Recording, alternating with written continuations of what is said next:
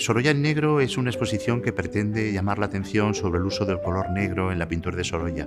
Sorolla está habitualmente asociado a la luz, a la felicidad, a la luminosidad, a los colores brillantes, pero una parte de su pintura está ejecutada con colores oscuros, negros, grises, que presentan, digamos, otra cara de la propia personalidad de Sorolla, que va unida, digamos, a la importancia que tomó el color negro como un color más, un color expresivo en la época del fin de siglo, no el color de las sombras, sino un color que combinaba con otros colores y acentuaba en ocasiones los contrastes.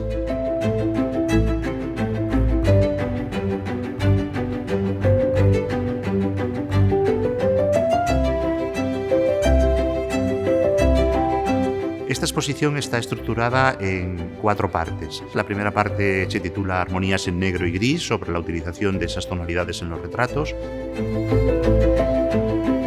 La segunda parte se titula Negro simbólico, sobre la utilización simbólica del color negro.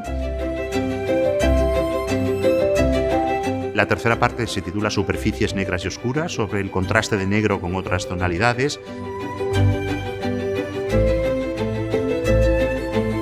Y la cuarta parte se titula Monocromías, que nos habla de cuadros realizados en una sola gama tonal.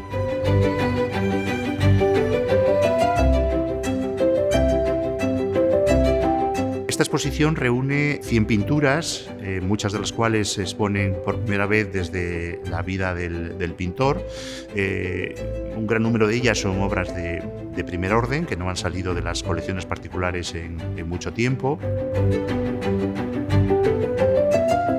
Y hay una parte final donde también se reflexiona sobre el uso de la fotografía en blanco y negro en época de Sorolla, porque Sorolla utilizaba las fotografías como material de trabajo.